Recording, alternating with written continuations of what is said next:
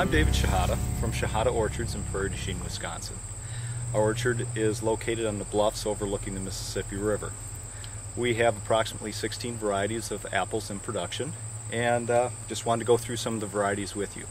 Starting in August, about the second week of August, we have an apple called Red Free.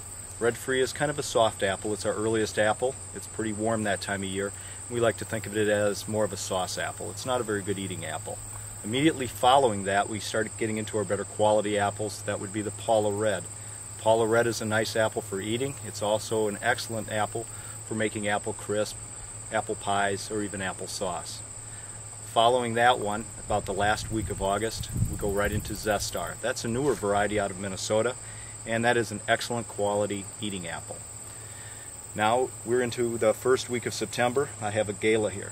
They're very sweet, they're firm, they're a delicious apple.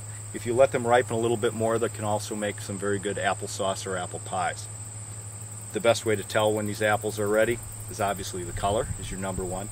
And I use a very scientific technique myself, and that would be simply to taste it. That's pretty good.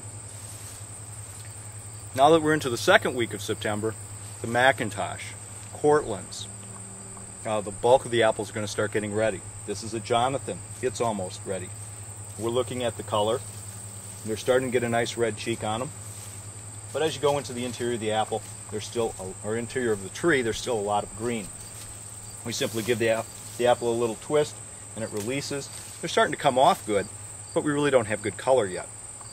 If you were to taste this apple, it'd be pretty tart yet. Probably another week. The McIntosh, you do need to taste those, cut them open, check to see if the seeds are brown. The McIntosh is typically a half red apple. We do have some newer strains that tend to be more red. That can fool you and you might think they're ready a little bit early, so we do like to cut them open, check the seed color, and taste them. McIntosh are an excellent eating apple, pie apple, sauce apple. That goes the same with Cortland's. They're a good all-around apple. They're very popular here in the Midwest. Following these varieties, we go into some of our other newer varieties, which would be the Jonagold, an excellent quality eating apple. It's a good storage apple. We like to keep that one well late into the fall, into the early winter. Of course, then we get into some of our older varieties like the Red and Golden Delicious. Those are later. Those are, we like to think, an October apple. We try to pick them a little bit later than some other parts of the region because a little frost makes them sweeter. They're a real nice apple then. What about honeycrisp? Honeycrisp we're harvesting right now too. We're into, we started those on Labor Day.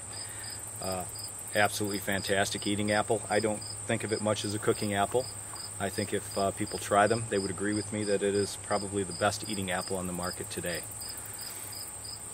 The orchard is located north of Prairie du Chien. You can take Highway 35 north past Cabela's 1 mile and turn on Limmery Road and drive 2 miles and you'll be right at our orchard. We have an orchard fest every year when we like to open up the orchard and invite people to come in and enjoy all that the country has to offer. We like to put up a petting zoo so the kids can come out and see what farm animals are like and, you know, touch them, feel them, just kind of, you know, watch them romp around.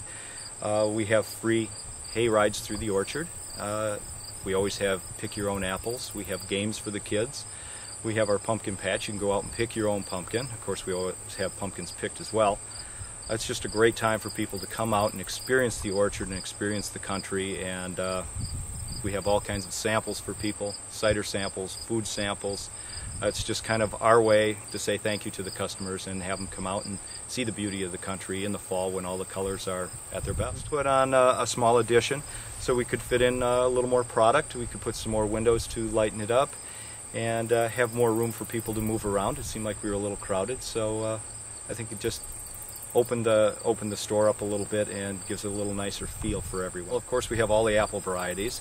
We have the cider with cheese, sausage, apple bread, apple turnovers, and lots of craft items. Everything from fall craft items to Christmas craft. Lots of jams and jellies. You have your own salsas? Yes, we have salsas as well, barbecue sauces, just about anything you would want. As wine. well as all the supplies you would want for making pies and things like that. We have the pie pans and drip covers and all the little peelers and I guess all the accessories that go along with apples. And yes, we do have wine.